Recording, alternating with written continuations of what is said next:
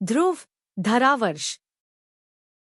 ध्रुव, जिसे धरावर्ष भी कहा जाता है, राष्ट्रकूट साम्राज्य के उन अत्यंत प्रभावशाली और साहसी शासकों में से था जिसने दक्कन ही नहीं बल्कि संपूर्ण उत्तर और दक्षिण भारत की राजनीति पर गहरा प्रभाव डाला। उसका शासनकाल राष्ट्रकूट इतिहास में एक नए शक्ति युग की शुरुआत का संकेत है। गोविंद द्वितीय के बाद जब साम्राज्य उत्तराधिकार और आंतरिक अस्थिरता से जूझ रहा था, तब ध्रुव ने अपनी उल्लेखनीय सैन्य क्षमता, दृढ़ इच्छाशक्ति और राजनीतिक कुशाग्रता के बल पर पूरे साम्राज्य को नई ऊर्जा प्रदान की। ध्रुव की सबसे बड़ी विशेषता उसका व्यापक राजनीतिक दृष्टिकोण था। उसने न केवल दक्कन की सीमाओं को सुरक्षित किया, बल्कि उत्तर और दक्षिण दोनों दिशाओं में ऐसे सफल अभियान चलाए जिनके कारण राष्ट्रकूट साम्राज्य पहली बार एक अखिल भारतीय शक्ति के रूप में उभरने लगा। दक्कन के स्थानीय सामंत उसके शासन के प्रारंभिक चरण में ही अधीन हो गए और उसने प्रशासन को मजबूत करते हुए एक सशक्त सैन्य ढांचा तैयार किया। ध्रुव की राजनीतिक महत्वाकांक्षा का सबसे प्रभावशाली प्रमाण था उसका उत्तर भारत में हस्तक्षेप। उस काल में उत्तर भारत 3 बड़ी शक्तियों का केंद्र था: कन्नौज के प्रतिहार, बंगाल के पाल और दक्षिण से विस्तार करती राष्ट्रकूट शक्ति। इन तीनों शासकों में सर्वोच्चता की होड़ चली, जिसे इतिहास में त्रिपक्षीय संघर्ष कहा जाता है। ध्रुव ने इस संघर्ष में निर्णायक भूमिका निभाई। उसने पहले प्रतिहार शासक नागभट्ट द्वितीय को पराजित किया और फिर पाल शासक धर्मपाल को अपनी शक्ति का परिचय कराया। इस अद्भुत सफलता के कारण ध्रुव को उत्तर भारत में अत्यंत प्रतिष्ठा मिली और राष्ट्रकूट सत्ता का प्रभाव पहली बार गंगा यमुना क्षेत्र तक पहुंच गया। दक्षिण भारत में भी ध्रुव ने रणनीतिक रूप से महत्वपूर्ण अभियानों का नेतृत्व किया। पल्लव, पांड्य और चोल राजवंशों के बीच चल रहे संघर्ष का लाभ उठाकर उसने अपनी स्थिति मजबूत की। ध्रुव ने पल्लव शासकों को नियंत्रित किया और तमिल प्रदेशों पर राष्ट्रकूट प्रभाव को स्थिर रखा। उसकी दक्षिण नीति का लाभ बाद में गोविंद तृतीय और अमोघवर्ष नृपतुंग जैसे शासकों को मिला, जिन्होंने इस शक्ति को और आगे बढ़ाया। ध्रुव का शासन केवल युद्ध और विस्तार तक सीमित नहीं था। उसने प्रशासनिक व्यवस्था को संगठित किया, सामंत प्रणाली को अनुशासित किया और भूमिदान एवं धार्मिक संस्थाओं को संरक्षण दिया। उसके शासनकाल के अभिलेख दान, मंदिर निर्माण और सामाजिक व्यवस्था की सुरक्षा का उल्लेख करते हैं। उसकी शासन नीति से यह स्पष्ट होता है कि वह एक संतुलित शासक था, सैन्य रूप से सशक्त और प्रशासनिक रूप से कुशल। ध्रुव का असली महत्व इस बात में है कि उसने राष्ट्रकूट साम्राज्य को एक सुदृढ़ राजनीतिक शक्ति में बदल दिया। उसकी विजयों ने दक्कन को उत्तर भारत की राजनीति में निर्णायक स्थान दिलाया। राष्ट्रकूटों की प्रतिष्ठा पहली बार उत्तर भारत के शक्तिशाली राजवंशों के समकक्ष स्थापित हुई, और यह वही नींव थी जिस पर आगे चलकर गोविंद तृतीय ने साम्राज्य को उसके चरम वैभव तक पहुंचाया। इस प्रकार ध्रुव, धरावर्ष का शासनकाल राष्ट्रकूट इतिहास का एक महत्वपूर्ण परिवर्तन काल था, जहां से साम्राज्य एक क्षेत्रीय शक्ति से उठकर संपूर्ण भारत की राजनीतिक प्रतिस्पर्धा का केंद्रीय भाग बन गया। उसकी वीरता, कूटनीति और विस्तृत दृष्टिकोण राष्ट्रकूट साम्राज्य के स्वर्णयुग की नींव बने। ध्रुव का गोविंद द्वितीय के सहयोगियों पर आक्रमण तथा अधिकार। ध्रुव, धरावर्ष का सत्ता में उदय एक साधारण घटना नहीं था। यह राष्ट्रकूट साम्राज्य के भीतर चल रहे उत्तराधिकार संघर्ष, दरबारी राजनीति और सामंतों की महत्वाकांक्षाओं का परिणाम था। गोविंद द्वितीय के शासनकाल में साम्राज्य की स्थिति कमजोर पड़ गई थी। उसके विलासी और अनियंत्रित जीवन ने न केवल राजकीय प्रतिष्ठा को क्षति पहुंचाई, बल्कि कई सामंत शासकों और प्रांतीय अधिकारियों को स्वायत्तता पाने का अवसर दे दिया। गोविंद द्वितीय के समर्थन में कुछ शक्तिशाली सामंत और अधिकारी थे, जो उसके शासन को बनाए रखना चाहते थे, क्योंकि उससे उन्हें विशेष अधिकार और लाभ प्राप्त होते थे। ध्रुव ने सत्ता प्राप्त करने के लिए इन सभी सहयोगियों को परास्त करना अत्यंत आवश्यक समझा। ध्रुव ने अपने आरंभिक अभियान इसी उद्देश्य से प्रारंभ किए, गोविंद द्वितीय की शक्ति संरचना को कमजोर करना और उसके समर्थक सामंतों को एक एक करके पराजित करना।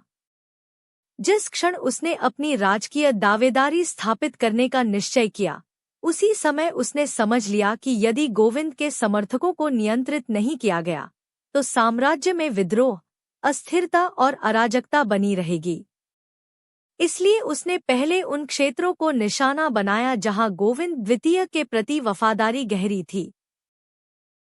ध्रुव के सबसे पहले सैन्य अभियान उन सामंतों के विरुद्ध थे जिन्होंने गोविंद द्वितीय को समर्थन दिया था और उसके पक्ष में सत्ता संतुलन को प्रभावित कर रहे थे। इन सामंतों के पास स्थानीय सैन्य शक्ति थी और वे अपने प्रदेशों में काफी प्रभावशाली थे। ध्रुव ने इनके विरुद्ध अत्यंत सुसंगठित और तीव्र गति से अभियान चलाया। अभिलेखों में इस संघर्ष का वर्णन यह स्पष्ट करता है कि ध्रुव ने न केवल इन सामंतों को पराजित किया, बल्कि उनके क्षेत्रों पर प्रत्यक्ष राष्ट्रकूट नियंत्रण स्थापित किया। ऐसा करते हुए ध्रुव ने यह सुनिश्चित किया कि गोविंद द्वितीय के चारों ओर से राजनीतिक और सैन्य समर्थन समाप्त हो जाए। इन सहयोगियों में कुछ दक्षिणी कर्नाटक, कुछ विदर्भ, बरार तथा कुछ चालुक्य काल के पुराने सामंत शामिल थे। ध्रुव ने इन सभी को अलग अलग लक्षित किया, क्योंकि वे आपस में संगठित नहीं थे, और यह उसकी सबसे सफल रणनीति सिद्ध हुई। उसने पहले उन सामंतों को हराया जो गोविंद द्वितीय को आर्थिक समर्थन दे रहे थे, फिर उन सामंतों को जो उसकी भौगोलिक स्थिति को सुरक्षित रखते थे। परिणामस्वरूप गोविंद द्वितीय की शक्ति दिन प्रतिदिन घटने लगी। ध्रुव ने अपने विजय अभियानों के माध्यम से यह भी सुनिश्चित किया कि गोविंद द्वितीय के समर्थकों की भूमि और राजस्व स्रोत राष्ट्रकूट केंद्रीय सत्ता के नियंत्रण में आ जाए। इससे न केवल उसकी सैन्य शक्ति बढ़ी, बल्कि उसे प्रशासनिक समर्थन भी प्राप्त हुआ। जिन प्रांतों के शासक गोविंद द्वितीय के प्रति वफादार थे, उन्हें उसने या तो हटा दिया या राष्ट्रकूट सत्ता के प्रति पूर्ण निष्ठा का आदेश दिया। इस प्रकार ध्रुव ने साम्राज्य में एक नई प्रशासनिक संरचना स्थापित की, जिसमें उसका अधिकार पूर्ण और निर्विवाद था। इन अभियानों की सबसे महत्वपूर्ण विशेषता यह थी कि ध्रुव ने न केवल गोविंद द्वितीय को अकेला कर दिया, बल्कि यह भी सुनिश्चित किया कि साम्राज्य के भीतर कोई अन्य शक्तिशाली विरोधी शक्ति शेष न रहे। यह प्रक्रिया उसके निरंकुश और प्रभावशाली शासन का आधार बनी। जब वह अंततः गोविंद द्वितीय को सत्ता से हटाने में सफल हुआ, तब तक समूचा राष्ट्रकूट साम्राज्य राजनीतिक रूप से उसके नियंत्रण में आ चुका था। इस प्रकार ध्रुव का गोविंद द्वितीय के सहयोगियों पर आक्रमण केवल एक सैन्य विजय नहीं था, बल्कि यह राष्ट्रकूट साम्राज्य की केंद्रीय सत्ता को मजबूत करने, उत्तराधिकार संघर्ष को समाप्त करने और साम्राज्य को एकीकृत करने की महत्वपूर्ण प्रक्रिया थी। ध्रुव की दूरदर्शिता और रणनीति ने राष्ट्रकूट शक्ति को उस महान विस्तार और प्रतिष्ठा की ओर अग्रसर किया, जिसका शिखर उसके पुत्र गोविंद तृतीय के शासन में देखा जाता है। ध्रुव का उत्तरी अभियान। ध्रुव धरावर्ष का उत्तरी अभियान राष्ट्रकूट साम्राज्य के इतिहास का सबसे प्रभावशाली, साहसपूर्ण और निर्णायक अध्याय माना जाता है। इस अभियान ने न केवल उसकी व्यक्तिगत सैन्य क्षमता को सिद्ध किया, बल्कि राष्ट्रकूट साम्राज्य को पहली बार संपूर्ण उत्तर भारत की राजनीति में सर्वोच्च स्थान प्रदान किया। ध्रुव का उत्तरी विस्तार वह क्षण था जब दक्कन की शक्ति पहली बार गंगा यमुना की भूमि तक प्रभावी रूप से पहुंची और उत्तर भारत की प्रमुख शक्तियों को उसके सामने झुकना पड़ा। उस समय उत्तर भारत की सत्ता तीन बड़ी शक्तियों में बंटी थी: कन्नौज के प्रतिहार, बंगाल के पाल और दक्कन के उभरते हुए राष्ट्रकूट। कन्नौज की सर्वोच्चता को लेकर इन तीनों के बीच जो संघर्ष चला, उसे इतिहास में त्रिपक्षीय संघर्ष कहा गया है। ध्रुव ने इस संघर्ष में निर्णायक हस्तक्षेप किया और उत्तर भारत की राजनीति को पूरी तरह हिला दिया। ध्रुव के उत्तरी अभियान का प्रारंभ तब हुआ जब उसने अपने साम्राज्य के दक्षिणी और मध्य प्रांतों को सुरक्षित कर लिया। उसने उत्तरी क्षेत्रों पर अभियान चलाने की एक व्यापक रणनीति बनाई, जिसमें पहला लक्ष्य था प्रतिहार शक्ति को पराजित करना, क्योंकि प्रतिहार शासक नागभट्ट द्वितीय उत्तर भारत का सबसे शक्तिशाली राजा माना जाता था। ध्रुव ने अत्यल्प समय में प्रतिहार सेना को भारी क्षति पहुंचाई और नागभट्ट द्वितीय को पराजित कर पीछे हटने पर मजबूर कर दिया। यह विजय इतनी उल्लेखनीय थी कि प्रतिहार साम्राज्य को पहली बार दक्कन की शक्ति के सामने झुकना पड़ा। इसके बाद ध्रुव ने अपना अभियान पूर्व की ओर मोड़ा और बंगाल के पाल शासक धर्मपाल को लक्ष्य बनाया। धर्मपाल उस समय मजबूत और समृद्ध साम्राज्य का शासक था, जिसने बिहार और बंगाल तक अपना प्रभाव स्थापित कर लिया था। किंतु ध्रुव की सैन्य रणनीति इतनी सशक्त थी कि धर्मपाल भी उसके आक्रमण के आगे टिक न सका। उसने राष्ट्रकूट सेना का सामना किया, परंतु अंततः उसे भी पीछे हटना पड़ा। ध्रुव की उत्तर पूर्व दिशा की यह सफलता यह सिद्ध करती है कि राष्ट्रकूट शक्ति अब केवल दक्कन ही नहीं, बल्कि समूचे उत्तर भारत के लिए भी एक चैलेंज बन चुकी थी। ध्रुव ने इन दोनों शक्तियों को पराजित कर एक ऐतिहासिक उपलब्धि हासिल की। उसने प्रतिहार और पाल दोनों को एक ही अभियान में अपनी शक्ति का परिचय कराया। यह किसी भी दक्षिण भारतीय शक्ति के लिए अत्यंत दुर्लभ और अद्वितीय घटना थी। उसके अभियान के बाद कन्नौज क्षेत्र पर राष्ट्रकूट प्रभाव स्थापित हो गया। यद्यपि उसने प्रत्यक्ष शासन स्थापित नहीं किया, परंतु उत्तर भारत की राजनीति उसके नाम से प्रभावित रहने लगी। ध्रुव का उत्तरी अभियान केवल जीतों की श्रृंखला नहीं था, यह राष्ट्रकूट साम्राज्य की भविष्योन्मुख शक्ति को मजबूत करने वाला निर्णायक कदम था। इस अभियान ने यह स्पष्ट कर दिया कि राष्ट्रकूट अब केवल क्षेत्रीय शक्ति नहीं, बल्कि भारतीय उपमहाद्वीप की अखिल भारतीय शक्ति बन चुके हैं।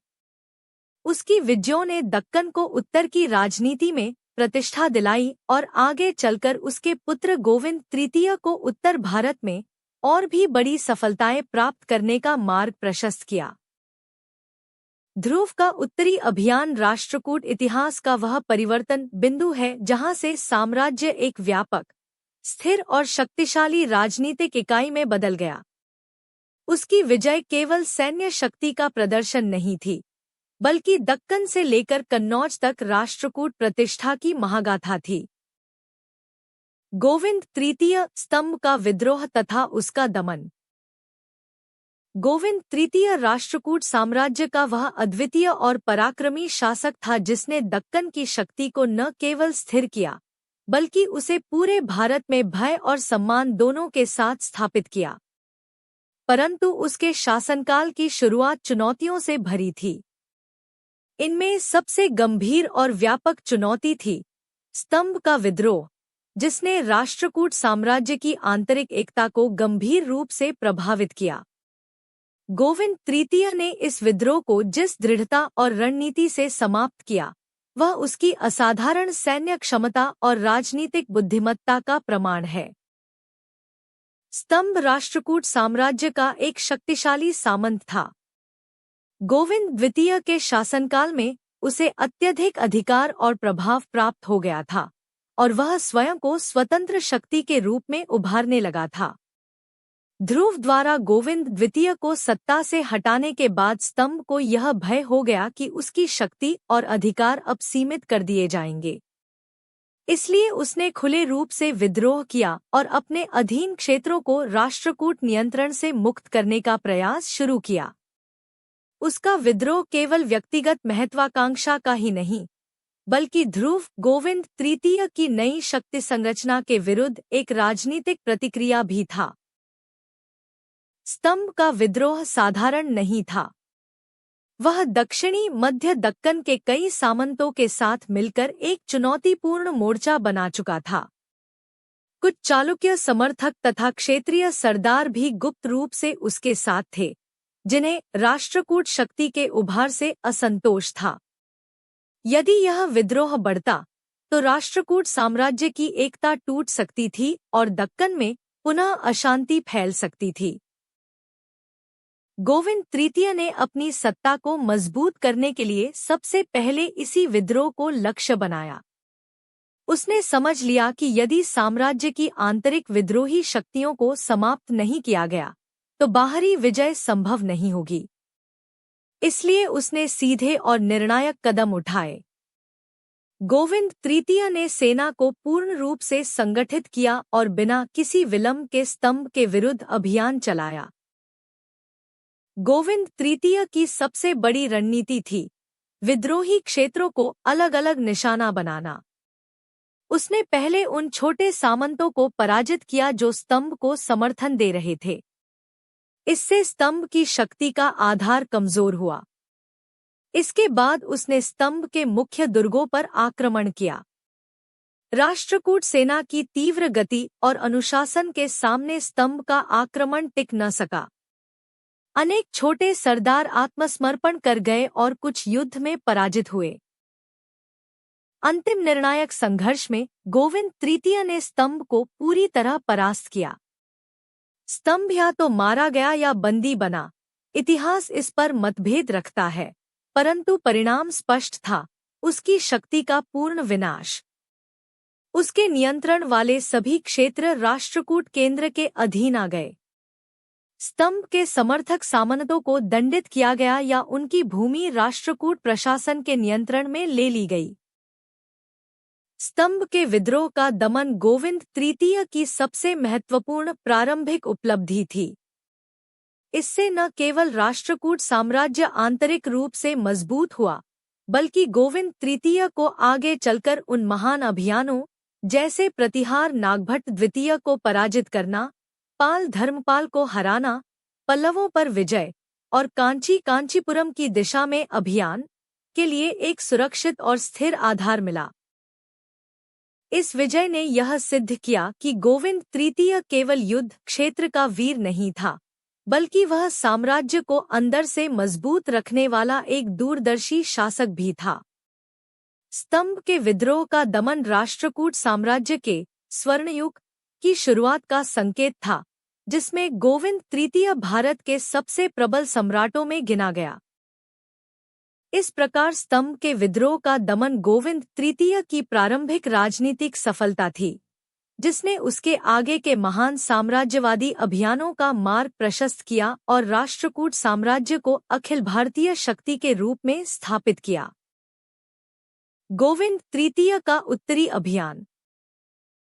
गोविंद तृतीय राष्ट्रकूट साम्राज्य का वह महान सम्राट था जिसने दक्कन की शक्ति को अपने शासनकाल में न केवल चरम पर पहुंचाया, बल्कि उसे संपूर्ण भारत में एक अप्रतिम प्रतिष्ठा दिलाई। उसका उत्तरी अभियान राष्ट्रकूट इतिहास का सबसे अद्वितीय, शक्तिशाली और व्यापक विस्तार वाला अभियान माना जाता है। यदि ध्रुव ने राष्ट्रकूटों को उत्तर भारत की राजनीति में प्रवेश दिलाया था, तो गोविंद तृतीय ने उस प्रतिष्ठा को सर्वोच्च शिखर तक पहुंचाया। गोविंद तृतीय का उत्तरी अभियान उस समय शुरू हुआ जब उसने सत्ता के प्रारंभिक वर्षों में साम्राज्य को आंतरिक रूप से पूर्णतः स्थिर कर लिया। सामंतों पर नियंत्रण, स्तंभ के विद्रोह का दमन, प्रांतीय शासन का पुनर्गठन और सेना का सुदृढ़ीकरण। अब उसके सामने उत्तर भारत का वह राजनीतिक परिदृश्य था जिसमें 3 महाशक्तियां सक्रिय थीं: कन्नौज के प्रतिहार, बंगाल के पाल और दक्कन के राष्ट्रकूट। कन्नौज के लिए यह संघर्ष प्राचीन भारत की सबसे प्रतिष्ठित प्रतिस्पर्धाओं में से था और गोविंद तृतीय इस संघर्ष का सबसे शक्तिशाली दावेदार बनकर उभरा। उत्तरी अभियान में उसका पहला लक्ष्य था प्रतिहार शासक नागभट्ट द्वितीय। नागभट्ट प्रतिहार वंश का एक शक्तिशाली और महत्वाकांक्षी राजा था जो उत्तरी भारत की सर्वोच्चता हासिल करना चाहता था। किंतु गोविंद तृतीय की सेना ने अद्भुत उत्साह और शक्ति के साथ प्रतिहार साम्राज्य पर आक्रमण किया। अभिलेखों में उल्लेख मिलता है कि गोविंद तृतीय की सेना ने प्रतिहारों को इतनी बुरी तरह परास्त किया कि नागभट्ट द्वितीय को पूरी तरह पराजित होकर भागना पड़ा। इतिहास में यह गौरवपूर्ण वाक्य मिलता है कि गोविंद तृतीय के घोड़ों ने हिमालय की तराइयों तक धूल उड़ाई। इसके बाद गोविंद तृतीय ने अपना अभियान पूर्व की ओर बढ़ाया और पाल शासक धर्मपाल को लक्ष्य बनाया। धर्मपाल उस काल में बंगाल और बिहार का अत्यंत शक्तिशाली शासक था, जिसने कन्नौज की राजनीति में प्रतिहारों के खिलाफ हस्तक्षेप कर रखा था। लेकिन गोविंद तृतीय की शक्ति और साहस का सामना वह भी नहीं कर सका। राष्ट्रकूट सेना की तीव्र गति से वह पराजित होकर राष्ट्रकूट प्रभुत्व स्वीकार करने पर विवश हुआ।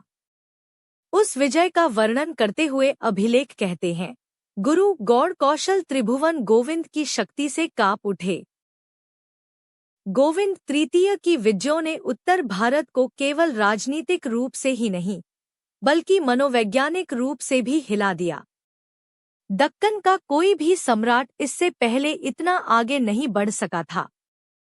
गोविंद तृतीय की सेना ने गंगा यमुना के मैदानों में जो धाक जमाई, वह उसकी युद्ध रणनीति, साहस और कूटनीति का अद्वितीय उदाहरण है।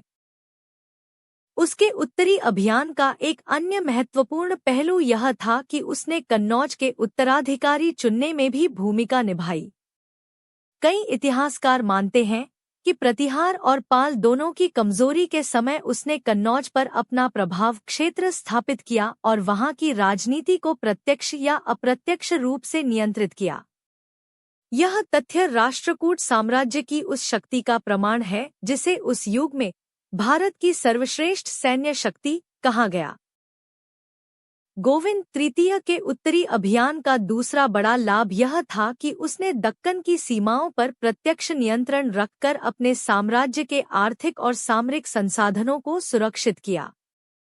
उत्तरी भारत की संपन्न भूमि, व्यापारिक मार्गों और सामरिक केंद्रों पर उसका प्रभाव राष्ट्रकूट शक्ति के विस्तार में सहायक सिद्ध हुआ। अभिलेखों में वर्णित यह कथन उसके अभियान की महिमा को अभिव्यक्त करता है। गोविंद तृतीय ने पृथ्वी के तीनों पुत्रों प्रतिहार, पाल और पल्लव को एक साथ अपने चरणों में झुका दिया। उत्तरी भारत की इन विजयों ने गोविंद तृतीय को उस समय का सबसे महान सम्राट बनाया। उसकी शक्ति का प्रभाव हिमालय से लेकर दक्षिण भारत तक फैल गया।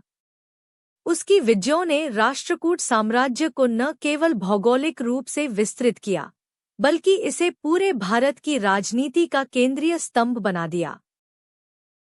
इस प्रकार गोविंद तृतीय का उत्तरी अभियान राष्ट्रकूट इतिहास का वह स्वर्णिम अध्याय है जिसने दक्कन को पहली बार अखिल भारतीय शक्ति के रूप में स्थापित किया और स्वयं गोविंद तृतीय को इतिहास के महानतम विजेताओं में एक गौरवपूर्ण स्थान दिया। गोविंद तृतीय का दक्षिण अभियान। गोविंद तृतीय का दक्षिण अभियान राष्ट्रकूट साम्राज्य के इतिहास का वह गौरवपूर्ण अध्याय है जिसमें दक्कन की शक्ति तमिल प्रदेश, कर्नाटक और श्रीलंका, लंका तक फैल गई। जिस प्रकार उसका उत्तरी अभियान राष्ट्रकूट साम्राज्य को अखिल भारतीय प्रतिष्ठा दिलाता है, उसी प्रकार उसका दक्षिण अभियान उसे दक्षिण भारत की राजनीति में अप्रतिम और अद्वितीय साम्राज्यवादी शक्ति के रूप में स्थापित करता है।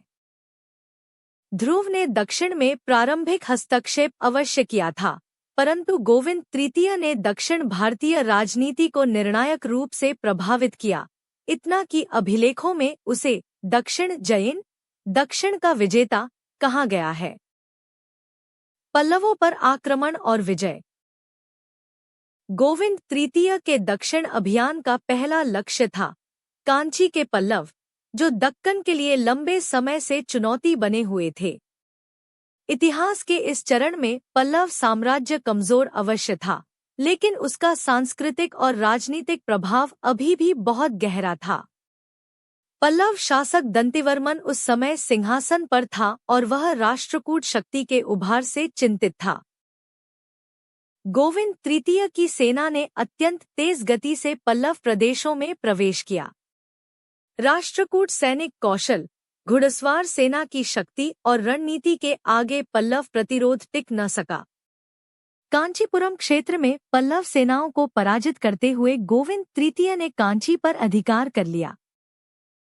उसकी इस सफलता का उल्लेख राष्ट्रकूट अभिलेखों में अत्यंत गौरवपूर्ण शब्दों में मिलता है। कांची के पल्लव उसके चरणों में झुक गए।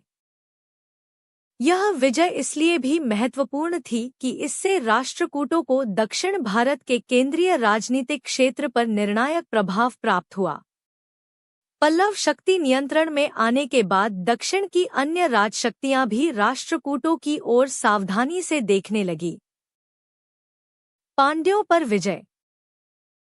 कांची पर विजय के बाद गोविंद तृतीय ने अपना अभियान दक्षिण की ओर बढ़ाया।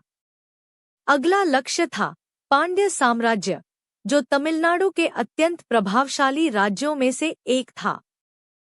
पांड्यों के साम्राज्य की सामाजिक, सांस्कृतिक प्रतिष्ठा और उनकी सैन्य शक्ति दोनों ही उन्हें दक्षिण की राजनीति में महत्वपूर्ण बनाती थी। गोविंद तृतीय ने पांड्य नरेश श्रीमारा श्रीवल्लभ, कुछ स्रोतों में जैनवर्मन, को चुनौती दी। राष्ट्रकूटों की प्रचंड शक्ति के आगे पांड्यों को भारी पराजय का सामना करना पड़ा। अभिलेखों में उल्लेख है कि उसकी सेना के सामने पांड्यों की सामुद्रिक शक्ति भी नष्ट हो गई। इस विजय से गोविंद तृतीय ने दक्षिणी तमिल प्रदेश पर अपना प्रभाव स्थापित किया और राष्ट्रकूट शक्ति को समुद्र तक पहुंचाया। चोलों की स्थिति और उनका दमन।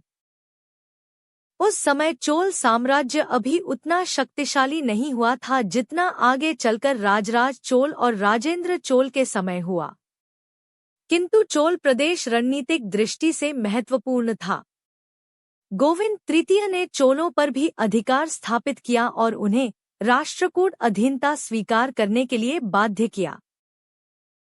श्रीलंका, लंका पर प्रभाव।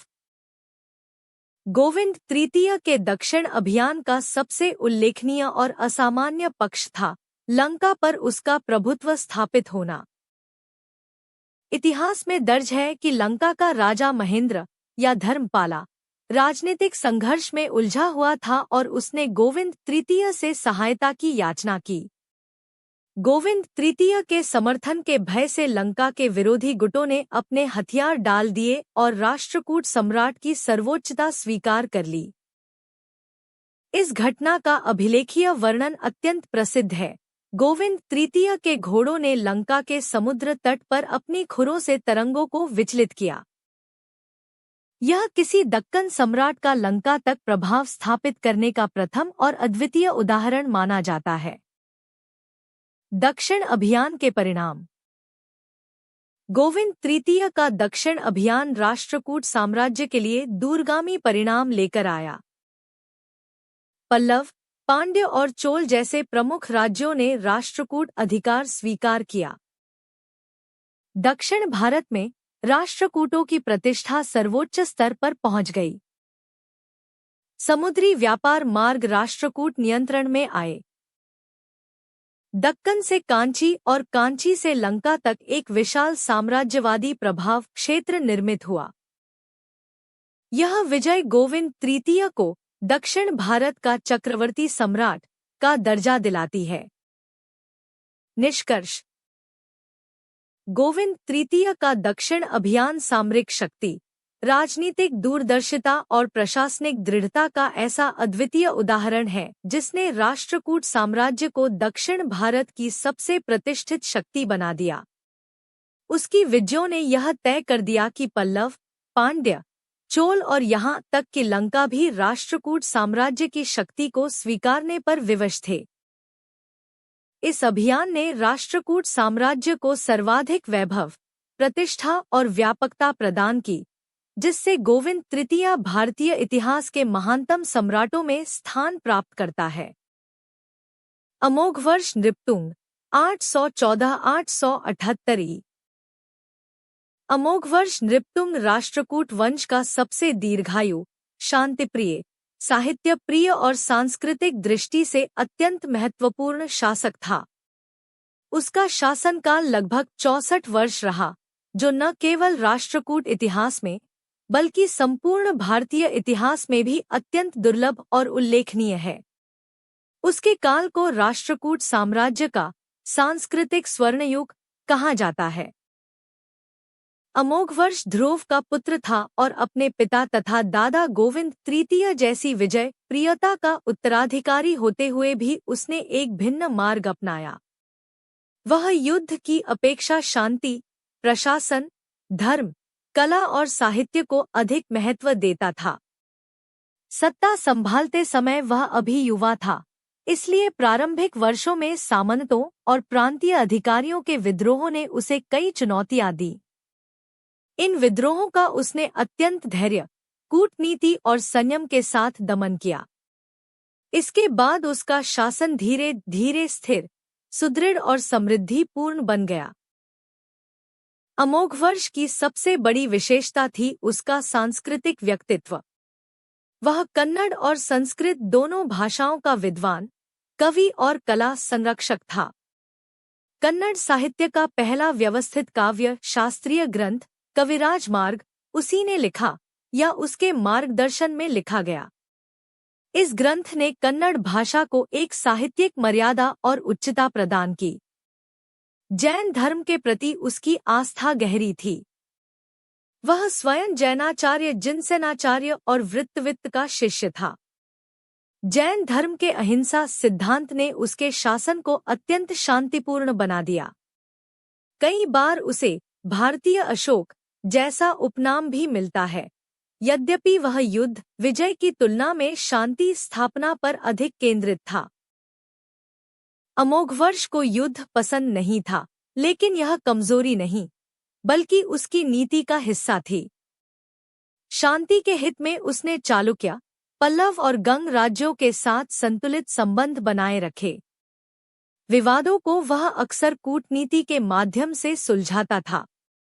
यदि कभी युद्ध आवश्यक हुआ, तो राष्ट्रकूट सेना उनके विरुद्ध सफल भी सिद्ध हुई। परिणामस्वरूप उसका शासनकाल लंबे समय तक स्थिर रहा और साम्राज्य में विद्रोह या बाहरी आक्रमणों की कोई गंभीर समस्या नहीं उठी। अमोघवर्ष के काल में मयूरखंड, मान्यखेता, प्रसिद्ध सांस्कृतिक नगर के रूप में विकसित हुआ। उसने मंदिरों, जैन बस्तियों, शिक्षा संस्थानों और कला केंद्रों को संरक्षण दिया। उसकी उदारता और धार्मिक सहिष्णुता का उल्लेख कई दानपत्रों और अभिलेखों में मिलता है। प्रशासनिक दृष्टि से वह सूक्ष्म, संयोजित और न्यायप्रिय शासक था। उसने भूमि दान, कर प्रणाली और सामंत व्यवस्था को सुव्यवस्थित किया। अमोघवर्ष न केवल राष्ट्रकूट साम्राज्य के लिए, बल्कि संपूर्ण दक्षिण भारत के सांस्कृतिक और राजनीतिक इतिहास के लिए एक आदर्श शासक माना जाता है। उसके अधीन साम्राज्य आर्थिक रूप से समृद्ध, राजनीतिक रूप से शांत और सांस्कृतिक रूप से अत्यंत उन्नत रहा। उसके शासन का अंतिम चरण भी संतोष और स्थिरता से भरा था, और उसकी मृत्यु के बाद भी उसकी स्मृति राष्ट्रकूट वंश की गौरव परंपरा का आधार बनी रही। अंततः अमोघवर्ष 814-878 ई वह शासक था जिसने राष्ट्रकूट साम्राज्य को तलवार की धार पर नहीं, बल्कि संस्कृति, कूटनीति और धर्म विचार के आधार पर नई ऊंचाई दी। उसी के कारण राष्ट्रकूटों को युद्ध प्रिय विजेताओं के साथ साथ साहित्य, धर्म और कला के संरक्षक के रूप में भी जाना जाता है। कृष्ण द्वितीय 878-914 ई कृष्ण द्वितीय 878-914 ई कृष्ण द्वितीय अमोघवर्ष नृपतुंग का उत्तराधिकारी था और उसने लगभग 36 वर्षों 878-914 ई तक राष्ट्रकूट साम्राज्य पर शासन किया। उसका शासनकाल राष्ट्रकूट इतिहास के उस चरण को दर्शाता है जब साम्राज्य धीरे धीरे व्यापक विजय नीति से हटकर प्रशासनिक स्थिरता, सामंत व्यवस्था के संतुलन और सीमाओं की सुरक्षा पर अधिक केंद्रित होने लगा।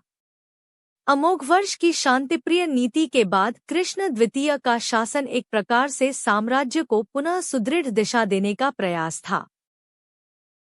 कृष्ण द्वितीय ने अपने शासन की शुरुआत उस राजनीतिक विरासत के साथ की जो अमोघवर्ष ने पीछे छोड़ी थी, एक स्थिर, शांतिपूर्ण और सांस्कृतिक रूप से समृद्ध साम्राज्य।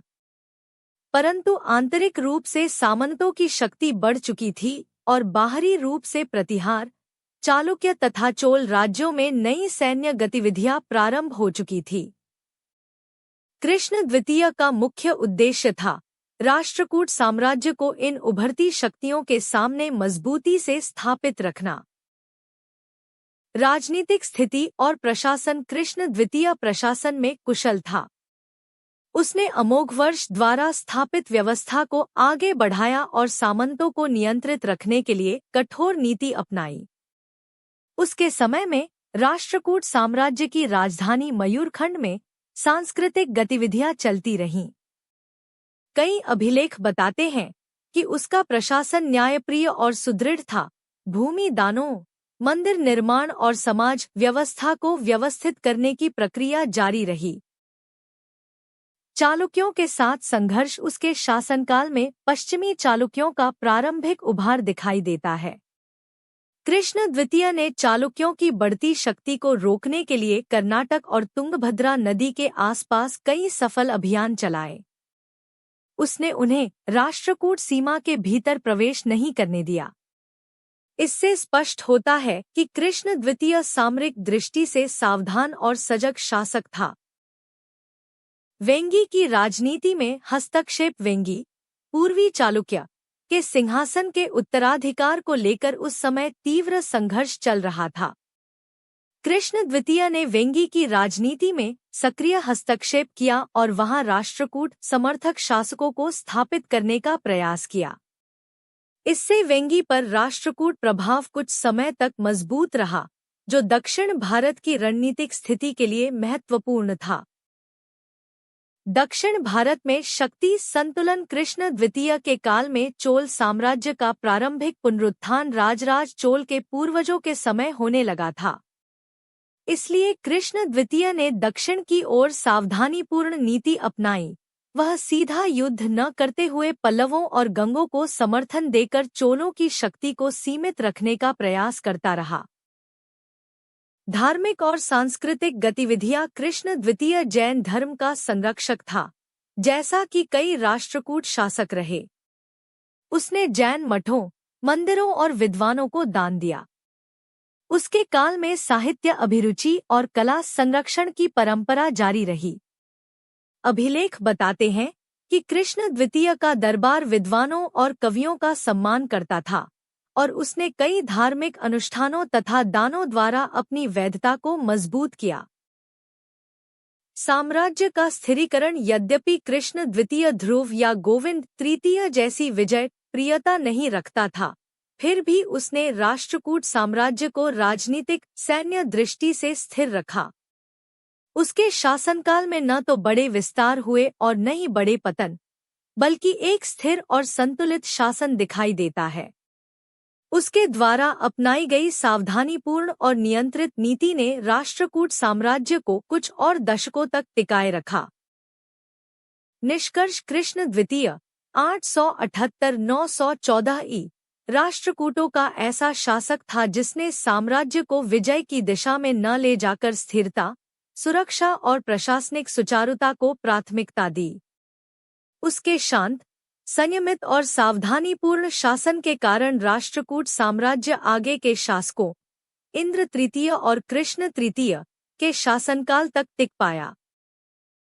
वह राष्ट्रकूट इतिहास के स्थिरीकरण काल का प्रमुख शासक माना जाता है। इंद्र तृतीय 914-929 ई.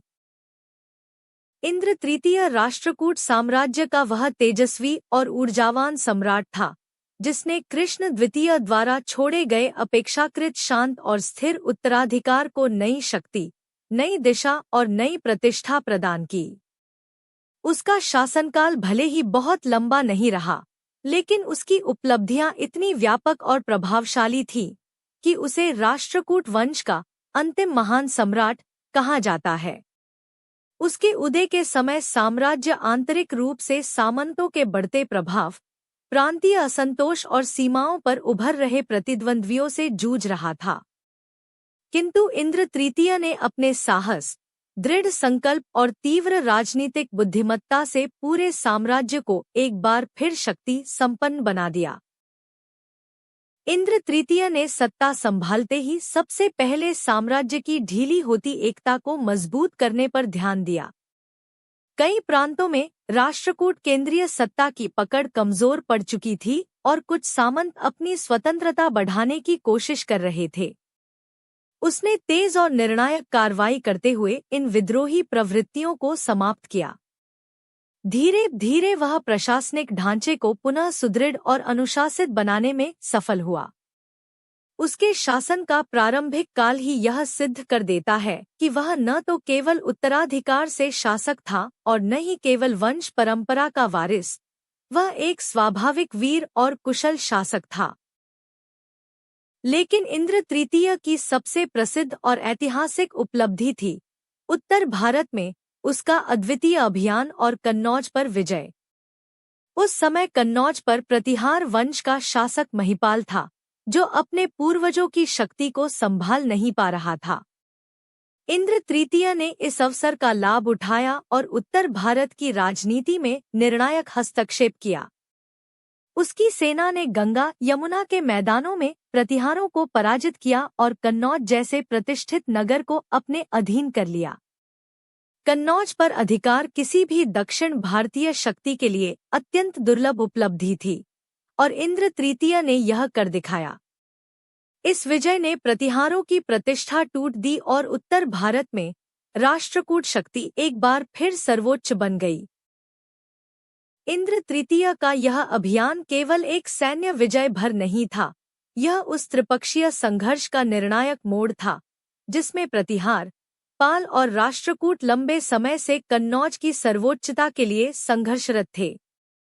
ध्रुव और गोविंद तृतीय के बाद वह तीसरा ऐसा शासक था जिसने इस संघर्ष में राष्ट्रकूटों की प्रतिष्ठा को शीर्ष पर पहुंचाया। उसकी उत्तर भारत में फैली विजयों ने यह सिद्ध किया कि राष्ट्रकूट साम्राज्य अब भी संपूर्ण भारतीय राजनीति को प्रभावित करने की क्षमता रखता है। दक्षिण भारत में भी इंद्र तृतीय ने अपनी शक्ति का प्रदर्शन किया। उसने चालुक्य और गंग प्रदेश में उभरे विद्रोहों का दमन किया और तमिल राज्यों के बीच राजनीतिक संतुलन बनाए रखा। उसकी नीति स्पष्ट थी, दक्षिण की स्थिरता उत्तर के लिए आवश्यक है। इसलिए उसने दक्षिण में किसी भी शक्ति को राष्ट्रकूट प्रभुत्व के खिलाफ उठने नहीं दिया। उसके शासन के कारण तमिल, कर्नाटक और दक्कन तीनों क्षेत्रों में शांतिपूर्ण और सुरक्षित वातावरण बना रहा। इंद्र तृतीय केवल युद्धप्रिय शासक नहीं था, वह धार्मिक और सांस्कृतिक दृष्टि से भी उदार मन का था। उसने जैन धर्म के साथ साथ अन्य धार्मिक समुदायों को भी संरक्षण दिया। उसके काल में मंदिर, जैन बस्तियां, दानपत्र और सांस्कृतिक संस्थाएं समृद्ध हुईं। उसका दरबार विद्वानों, कवियों और आचार्यों से सुशोभित रहता था। वह न्यायप्रिय, दानी और समाज हितैषी शासक के रूप में भी स्मरण किया जाता है। किंतु उसकी वास्तविक प्रतिष्ठा इस बात में है कि उसने एक विस्तृत और कई दिशाओं से चुनौतीग्रस्त साम्राज्य को पुनः जीवन दिया, उसे फिर से उत्तर भारत तक प्रतिष्ठित किया और राष्ट्रकूट वंश को अंतिम बार महानता के उच्च शिखर पर पहुंचाया। उसके बाद राष्ट्रकूट साम्राज्य में धीरे धीरे पतन के संकेत दिखने लगे, इसलिए इतिहासकारों ने उसे राष्ट्रकूटों की अंतिम चमकती हुई ज्वाला कहा है। इस प्रकार इंद्र तृतीय का शासनकाल राष्ट्रकूट साम्राज्य की ऊर्जा, विस्तारवादी भावना और विराट शक्ति का अंतिम स्वर्णिम अध्याय है, एक ऐसा अध्याय जिसमें एक सम्राट ने अपनी दृढ़ता और साहस से पूरे साम्राज्य को पुनः गौरव प्रदान किया। इंद्र तृतीय का उत्तरी अभियान। इंद्र तृतीय का उत्तरी अभियान राष्ट्रकूट साम्राज्य के इतिहास का वह अद्वितीय और निर्णायक अध्याय है जिसमें एक दक्कन स्थित शक्ति ने उत्तर भारत की राजनीति में अपना प्रभुत्व इस प्रकार स्थापित किया कि प्रतिहार साम्राज्य की प्रतिष्ठा ढह गई और कन्नौज जैसे ऐतिहासिक नगर पर उसका प्रभाव स्थापित हो गया। यह अभियान न केवल इंद्र तृतीय के साहस और सैन्य प्रतिभा का प्रमाण है, बल्कि यह भी दर्शाता है कि राष्ट्रकूट वंश अपने अंतिम उत्कर्ष तक किस प्रकार अखिल भारतीय शक्ति बना रहा। इंद्र तृतीय के समय उत्तर भारत की राजनीतिक स्थिति अत्यंत जटिल थी। प्रतिहार साम्राज्य अपने पूर्व वैभव से गिर चुका था। महिपाल जैसा कमजोर और भ्रमित शासक सिंहासन पर था। उसकी नीतियों से सामंत असंतुष्ट थे और सीमाओं की सुरक्षा अव्यवस्थित हो चुकी थी। कन्नौज, जो भारतीय राजनीति का केंद्र माना जाता था, अब उतना सुदृढ़ नहीं रहा था। इधर दक्कन में इंद्र तृतीय अपनी शक्ति को पुनर्गठित कर चुका था। साम्राज्य की आंतरिक स्थिति को स्थिर करने और दक्षिण के क्षेत्रों को सुरक्षित करने के बाद उसने उत्तरी दिशा में अपनी शक्ति परीक्षण का निश्चय किया। इंद्र तृतीय ने उत्तरी अभियान का आरंभ अत्यंत संगठित और रणनीतिक ढंग से किया। उसकी सेना अद्भुत अनुशासन, अश्वारोही क्षमता और आक्रमण नीति के लिए जानी जाती थी। उसने पहले उन क्षेत्रों को लक्ष्य बनाया जो प्रतिहार साम्राज्य की बाहरी रक्षा रेखा थे। एक एक कर वे क्षेत्र राष्ट्रकूट सेना के आगे झुकते गए। प्रतिहार सेना ने प्रत्यक्ष सैन्य संघर्ष में राष्ट्रकूटों का सामना करने का प्रयास अवश्य किया, किंतु इंद्र तृतीय की गति, साहस और योजना के सामने वे टिक न सके। कन्नौज पर इंद्र तृतीय का आक्रमण इस अभियान का चरम था। कन्नौज, जो 3 महान शक्तियों प्रतिहार, पाल और राष्ट्रकूट के त्रिपक्षीय संघर्ष का केंद्र रहा था, अब राष्ट्रकूट अधिकार के आगे असहाय हो गया। अभिलेखों में वर्णन मिलता है कि राष्ट्रकूट सेना कन्नौज के द्वार तक पहुंची और प्रतिहार महिपाल को भारी पराजय सहनी पड़ी। कन्नौज का नगर अथक संघर्ष के बाद राष्ट्रकूट सेना के अधिकार में आ गया। इस घटना ने प्रतिहार सत्ता को इतनी गहरी चोट पहुंचाई कि उनके पुनरुत्थान की संभावना लगभग समाप्त हो गई। इंद्र तृतीय के उत्तरी अभियान का प्रभाव केवल कन्नौज तक ही सीमित नहीं रहा। उसकी सेना ने गंगा यमुना के मैदानी क्षेत्रों में राष्ट्रकूट प्रतिष्ठा को व्यापक किया और उस भय का निर्माण किया जो गोविंद तृतीय के समय के बाद पुनः उत्तर भारत में परिलक्षित हुआ। कई राज्यों ने प्रत्यक्ष या अप्रत्यक्ष रूप से राष्ट्रकूट अधीनता स्वीकार की। उत्तर भारत के सामंतों, व्यापारिक मार्गों और धनी कृषि प्रदेशों पर उसका प्रभाव गहरा हुआ, जिसने राष्ट्रकूट साम्राज्य की आर्थिक शक्ति को भी मजबूत किया। यह अभियान यह भी दर्शाता है कि इंद्र तृतीय केवल युद्ध का शौकीन विजेता नहीं था, बल्कि वह एक अत्यंत गहरी राजनीतिक समझ रखने वाला शासक था। उसने समय की कमजोरी को पहचाना, प्रतिहारों की ढहती हुई व्यवस्था का लाभ उठाया और राष्ट्रकूटों की खोती हुई उत्तरी प्रतिष्ठा को पुनः स्थापित कर दिया। उसकी यह विजय ध्रुव और गोविंद तृतीय की परंपरा का पुनरुद्धार थी। एक बार फिर दक्कन की शक्ति ने गंगा यमुना की भूमि को अपने प्रभाव से भर दिया था। इंद्र तृतीय का उत्तरी अभियान राष्ट्रकूट साम्राज्य के इतिहास का अंतिम महान विस्तार था। इसके बाद कोई भी राष्ट्रकूट शासक इस स्तर का उत्तर भारतीय प्रभाव स्थापित नहीं कर सका। इसलिए यह अभियान राष्ट्रकूटों की शक्ति का अंतिम महान प्रतीक माना जाता है। इंद्र तृतीय का वेंगी पर अधिकार। इंद्र तृतीय का शासनकाल राष्ट्रकूट साम्राज्य के पुनरुत्थान और राजनीतिक ऊर्जा का काल था। उसने केवल उत्तर भारत में ही अपनी प्रतिष्ठा स्थापित नहीं की, बल्कि दक्षिण और पूर्व की दिशा में भी साम्राज्य की शक्ति को पुनः संगठित किया।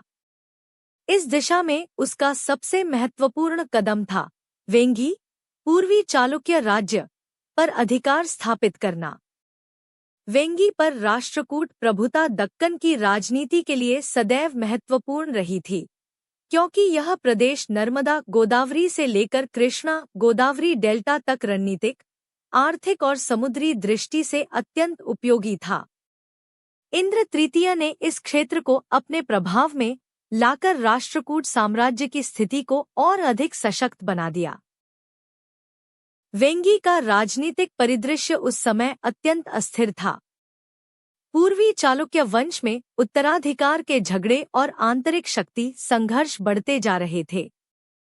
कई राजकुमार सिंहासन के दावेदार थे और राज्य के सामंत विभाजित गुटों में बंटे हुए थे। यह स्थिति बाहरी हस्तक्षेप के लिए अत्यंत अनुकूल थी। राष्ट्रकूट लंबे समय से वेंगी पर प्रभाव बनाए रखना चाहते थे, क्योंकि वेंगी का कोई भी उभरता हुआ शासक यदि पल्लवों या चोलों का सहयोगी बन जाता तो राष्ट्रकूटों की दक्षिणी सीमाएं असुरक्षित हो जातीं। यही कारण था कि इंद्र तृतीय ने वेंगी की राजनीति में निर्णायक हस्तक्षेप करने का निश्चय किया।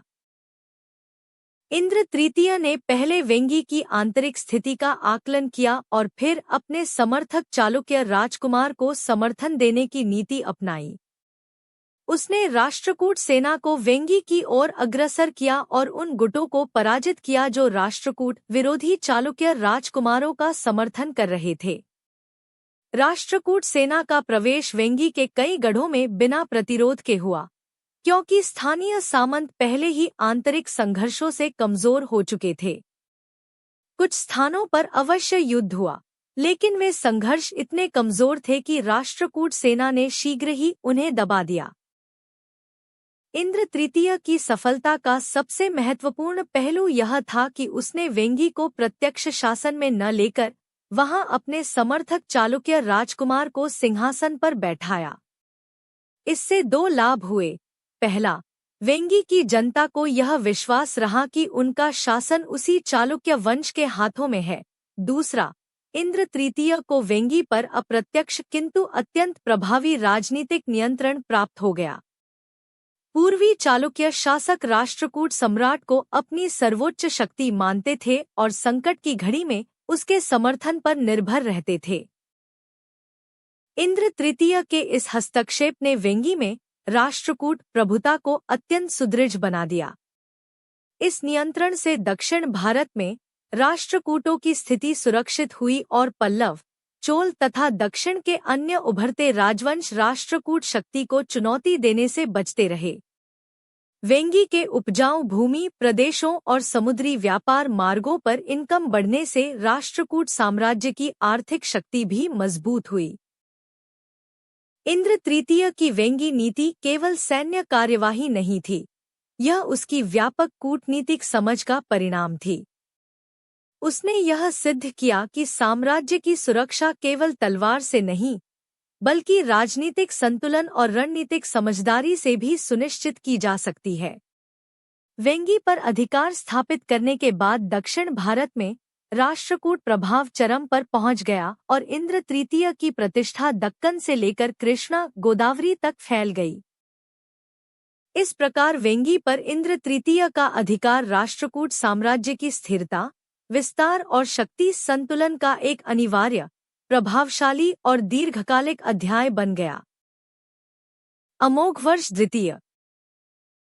अमोघवर्ष द्वितीय राष्ट्रकूट साम्राज्य के उन उत्तरवर्ती शासकों में से था जिनके शासनकाल में साम्राज्य अपनी वैभव शक्ति के अंतिम चरणों में पहुंच चुका था। वह कृष्ण द्वितीय का उत्तराधिकारी और राष्ट्रकूट वंश की विरासत को संभालने वाला उत्तराधिकारी था। भले ही उसका शासनकाल उतना दीर्घ या अत्यंत प्रसिद्ध नहीं रहा जितना प्रथम अमोघवर्ष का, परंतु वह राष्ट्रकूट साम्राज्य की स्थिरता बनाए रखने के लिए एक आवश्यक कड़ी माना जाता है।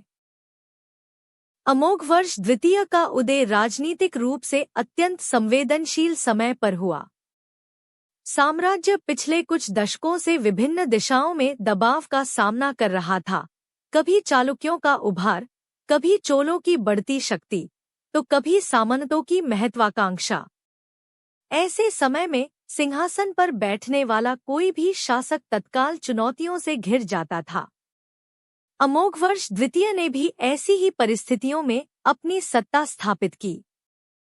उसने अपने शासन की शुरुआत शांति, संतुलन और संयम के साथ की।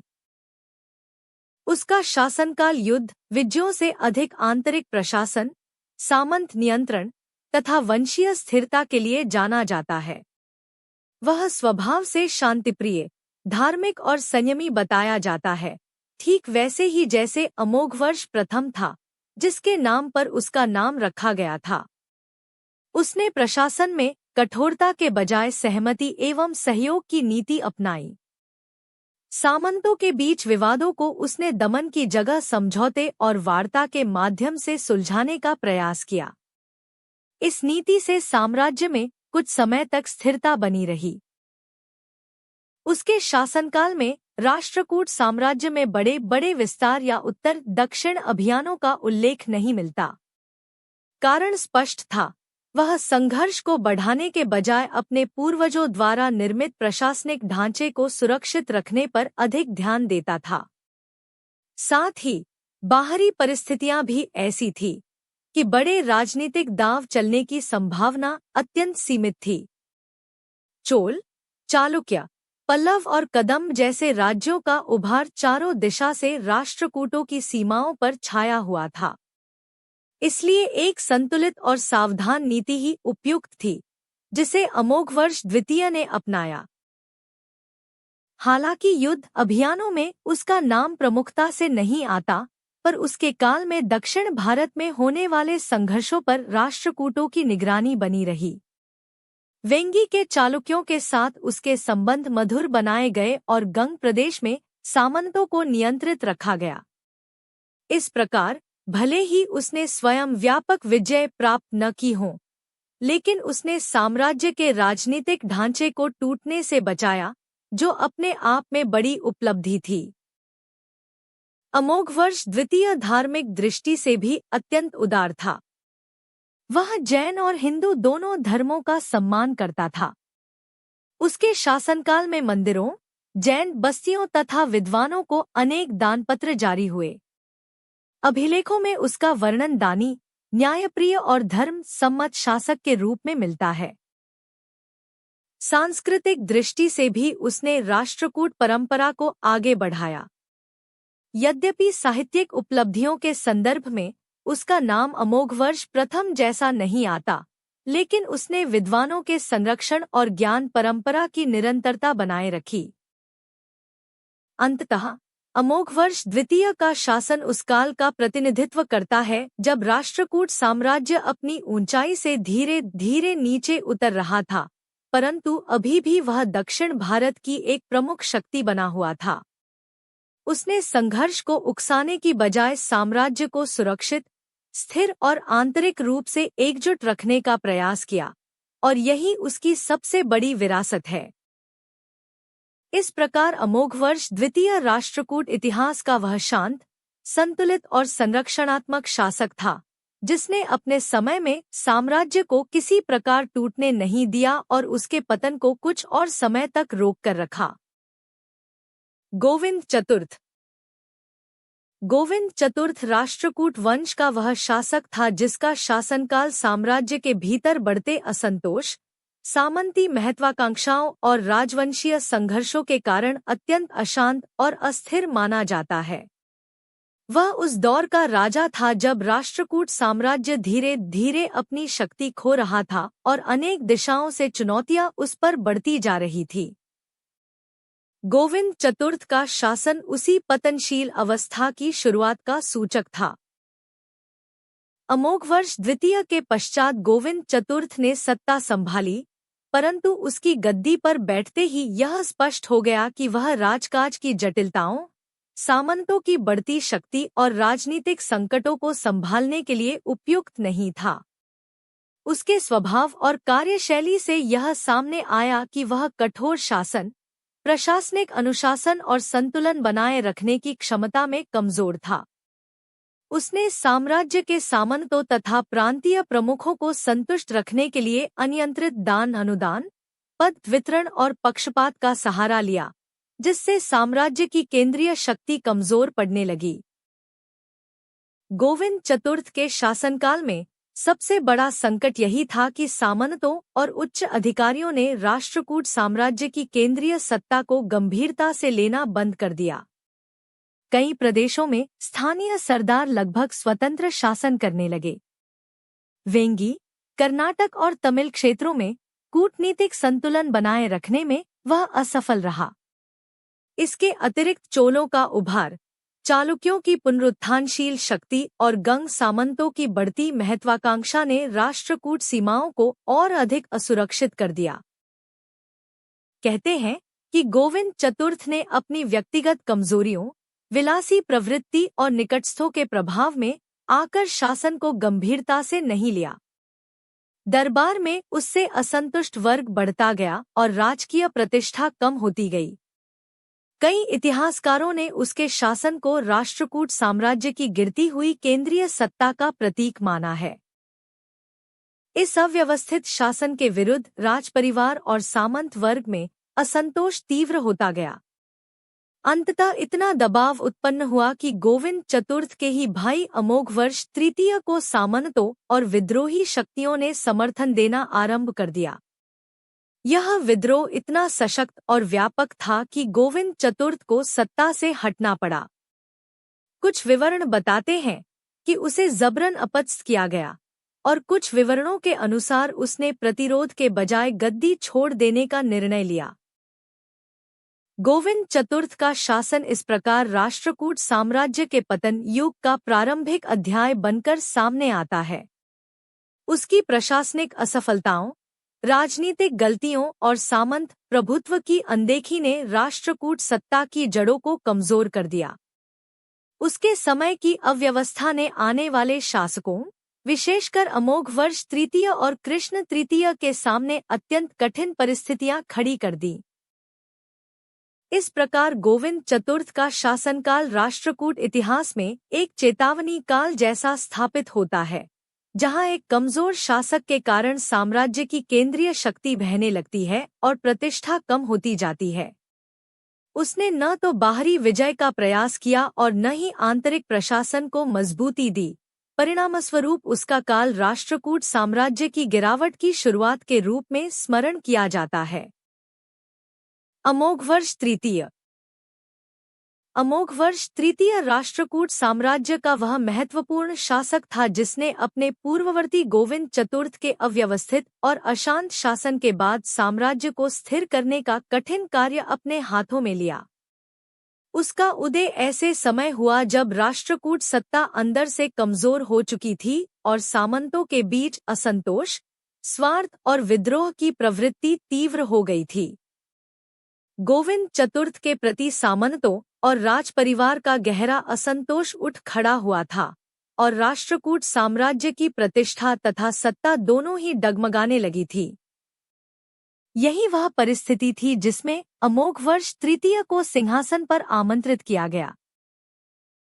अमोघवर्ष तृतीय मूलतः शांत, संतुलित, धार्मिक प्रवृत्ति का व्यक्ति था। उसका स्वभाव कठोर नहीं था, परंतु उसमें राजनीतिक विवेक और धैर्य की कमी नहीं थी। जब वह सत्ता में आया, तब उसका पहला लक्ष्य था साम्राज्य की आंतरिक स्थिति को स्थिर करना और सामंतों के बीच फैली असंतोष की लहर को शांत करना। उसने दरबार में फैले गुटबाजी को शांत किया, विवादित पदों पर संतुलित नियुक्तियां की और उन सामंतों को आश्वासन दिया जिन्हें गोविंद चतुर्थ के समय उपेक्षित किया गया था। अमोघवर्ष तृतीय के शासनकाल की सबसे बड़ी उपलब्धि यही रही कि उसने युद्ध के बिना साम्राज्य के भीतर की उथल-पुथल को शांत किया। जिस प्रकार उसके पूर्ववर्ती शासकों ने तलवार से व्यवस्था स्थापित की थी, उसी प्रकार उसने कूटनीति, सहमति, संतुलन और धार्मिक नैतिकता के माध्यम से शांति बहाल की। साम्राज्य की राजधानी मयूरखंड में शांति का वातावरण पुनः स्थापित हुआ और प्रशासन फिर से गति में आया। दक्षिण भारत में उस समय चोलों का उभार तेज हो रहा था। अमोघवर्ष तृतीय ने चोल राष्ट्रकूट संघर्ष से बचने के लिए सावधानीपूर्ण कूटनीति अपनाई। उसने वेंगी के चालुक्यों के साथ संबंधों को संतुलित बनाए रखा और गंग प्रदेश के सामंतों को दमन के बजाय समझौते से नियंत्रण में लिया। उसके इस व्यवहार ने राष्ट्रकूट सीमाओं को कुछ समय तक सुरक्षित रखा और बड़े सैन्य संघर्षों से साम्राज्य को बचाए रखा। अमोघवर्ष तृतीय धार्मिक दृष्टि से गहरे आस्थावान शासक था। वह जैन धर्म के प्रति विशेष श्रद्धा रखता था, जैसा कि राष्ट्रकूट वंश की कई पीढ़ियों में दिखाई देता है। उसने जैन आचार्यों को संरक्षण दिया, मंदिरों और बस्तियों को दान दिए तथा शैक्षिक धार्मिक संस्थाओं की सहायता की। उसकी नीतियों ने सामाजिक धार्मिक जीवन को स्थिरता दी और सांस्कृतिक परंपराओं को आगे बढ़ाया। उसके शासनकाल में बड़े सैन्य आक्रमणों की परंपरा भले ही कमजोर पड़ी, परंतु उसका योगदान इस बात में अधिक रहा कि उसने राष्ट्रकूट साम्राज्य की तेजी से गिरती शक्ति को कुछ समय के लिए थाम लिया। वह एक युद्ध प्रिय सम्राट नहीं था, बल्कि शांति, संतुलन और आंतरिक संगठन का समर्थक था। उसके शासन ने राष्ट्रकूटों को अंतिम पतन से कुछ समय तक बचाए रखा और आने वाले शासक कृष्ण तृतीय को एक अपेक्षाकृत स्थिर आधार प्रदान किया। अंततः अमोघवर्ष तृतीय राष्ट्रकूट साम्राज्य के उन शासकों में गिना जाता है जिनकी भूमिका लड़ाई विजय में नहीं, बल्कि साम्राज्य को टूटने से रोकने में थी। वह राष्ट्रकूटों के इतिहास में एक ऐसे अध्याय का प्रतिनिधित्व करता है जहां एक शासक ने तलवार से नहीं, बल्कि धैर्य और कूटनीति से साम्राज्य को स्थिरता प्रदान की। उसकी यही शांतिपूर्ण और संयमित नीति राष्ट्रकूट इतिहास को कुछ और वर्षों तक टिकाए रखने में सहायक सिद्ध हुई। कृष्ण तृतीय 939-967 ई। कृष्ण तृतीय राष्ट्रकूट साम्राज्य का अंतिम महान और प्रभावशाली शासक था। वह सम्राट जिसने एक ढहते हुए साम्राज्य को अंतिम बार शक्ति और प्रतिष्ठा के शिखर पर पहुंचाया। उसका शासनकाल शक्ति, साहस, सामरिक प्रतिभा और अद्वितीय दक्षिण अभियानों से भरा हुआ था। इतिहास में उसे कर्नाटक परमेश्वर तथा अखिल कोकमंडल चक्रवर्ती जैसी उपाधियां मिलीं, जो उसके विशाल साम्राज्य और युद्ध समर्थता का प्रमाण है। अमोघवर्ष तृतीय के शांतिपूर्ण शासन के बाद जब कृष्ण तृतीय सिंहासन पर आए, तब राष्ट्रकूट साम्राज्य बाहरी आक्रमणों, सामंतों की महत्वाकांक्षा और चालुक्यों, चोलों जैसी उभरती शक्तियों से घिर चुका था। कृष्ण तृतीय ने अपने शासन के प्रारंभिक वर्षों में ही यह स्पष्ट कर दिया कि वह एक योद्धा सम्राट है जो साम्राज्य की खोती हुई प्रतिष्ठा को पुनः स्थापित करने में सक्षम है। उसने पहले आंतरिक विद्रोहों को शांत किया, प्रांतीय शक्ति संरचना को सुदृढ़ किया और सेना को पुनः संगठित किया। कृष्ण तृतीय का सबसे प्रसिद्ध और गौरवपूर्ण अध्याय उसका दक्षिण भारत का अभियान है। उस समय दक्षिण पर चोलों का उभार तेजी से बढ़ रहा था और वे पल्लवों तथा पांड्यों को पीछे धकेलकर दक्षिणी भारत की राजनीति पर छा रहे थे। कृष्ण तृतीय ने चोलों की बढ़ती शक्ति को चुनौती देने का निश्चय किया। उसने चोल साम्राज्य पर प्रबल आक्रमण किया और चोलों के प्रसिद्ध शासक परांतक प्रथम को निर्णायक रूप से पराजित किया। इस विजय के परिणामस्वरूप कृष्ण तृतीय ने तोंडामानाडु, कांची क्षेत्र और उत्तरी चोल प्रदेश पर नियंत्रण स्थापित कर लिया।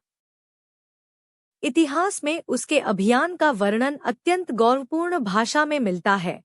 उसके घोड़ों ने दक्षिण के समुद्र तट तक अपनी खुरों से लहरों को विचलित किया। यह वर्णन दर्शाता है कि कृष्ण तृतीय ने चोलों के शक्तिशाली प्रशासन और सैन्य क्षमता को चुनौती देते हुए दक्षिण भारत तक राष्ट्रकूट शक्ति का ध्वज फहराया। दक्षिण अभियान का एक अत्यंत महत्वपूर्ण पड़ाव था कांचीपुरम पर उसका अधिकार स्थापित करना। कांची, जो पल्लवों की सांस्कृतिक राजधानी रही थी और चोलों के महत्वपूर्ण केंद्रों में से एक थी, अब राष्ट्रकूट सेना के अधीन आ गई। कृष्ण तृतीय ने इस विजय के बाद स्वयं को दक्षिण भारत की राजनीति का सर्वोच्च शासक घोषित किया। चोलों के अतिरिक्त कृष्ण तृतीय ने पल्लव, पांड्य और चेर राज्यों की शक्ति को भी अपने प्रभाव में लिया। दक्षिण के कई मंदिर राष्ट्रकूट प्रशासन पुनः स्थापित हुआ और चोलों की शक्ति कुछ वर्षों के लिए पूरी तरह कमजोर पड़ गई। कृष्ण तृतीय केवल योद्धा ही नहीं, बल्कि कलाओं और धर्म का संरक्षक भी था। यद्यपि उसके शासनकाल में मुख्य ध्यान सैन्य संगठन और राजनीतिक नियंत्रण पर रहा, फिर भी उसने जैन और हिंदू दोनों धार्मिक संस्थाओं को सम्मान और दान दिए। उसने स्थापत्य कला का भी संरक्षण किया, विशेषतः कृष्णेश्वर मंदिर और अन्य दक्कन स्थित धार्मिक स्थलों को प्रोत्साहन मिला। कृष्ण तृतीय की उपलब्धियां उसके बाद आने वाले शासकों द्वारा दोहराई नहीं जा सकी। वह राष्ट्रकूटों के अंतिम महान सम्राट थे, जिनकी मृत्यु के बाद साम्राज्य का पतन तेज गति से आरंभ हो गया। चालुक्यों और परमारों की उभरती शक्ति ने राष्ट्रकूटों को धीरे धीरे कमजोर कर दिया। फिर भी कृष्ण तृतीय इतिहास में उस सम्राट के रूप में स्मरण किया जाता है जिसने प्रतिकूल परिस्थितियों में भी दक्कन की शक्ति को दक्षिण और उत्तर दोनों क्षेत्रों में प्रतिष्ठित किया। उसकी वीरता, नेतृत्व और विजय अभियान राष्ट्रकूट इतिहास का अंतिम स्वर्णिम अध्याय बने रहे। इस प्रकार कृष्ण तृतीय राष्ट्रकूट साम्राज्य का वह तेजस्वी सूर्य है जो डूबने से पहले अपने अंतिम प्रकाश में पूरे दक्कन और दक्षिण भारत को आलोकित कर गया। खोट्टिक। खोट्टिक, जिसे इतिहास में खोट्टिका अमोघ वर्ष या खोट्टिकदेव के नाम से भी जाना जाता है, राष्ट्रकूट साम्राज्य का वह शासक था जिसने एक ऐसे समय में सत्ता संभाली जब साम्राज्य अपनी अंतिम सांसें ले रहा था। उसका शासनकाल राष्ट्रकूट वंश के पतन काल का दर्पण है, जहां एक समय का विजयी, विस्तृत और समृद्ध साम्राज्य अब बाहरी आक्रमणों, आंतरिक दुर्बलताओं और राजनीतिक विघटन से जूझ रहा था। खोट्टिक इस पतनशील अवस्था का साक्षी भी बना और अनचाहे रूप से उसका शिकार भी। कृष्ण तृतीय जैसे महाबली शासक के बाद राष्ट्रकूट साम्राज्य को अत्यधिक मजबूत, सक्षम और तेजस्वी नेतृत्व की आवश्यकता थी। किंतु खोट्टिक ऐसा शासक नहीं था।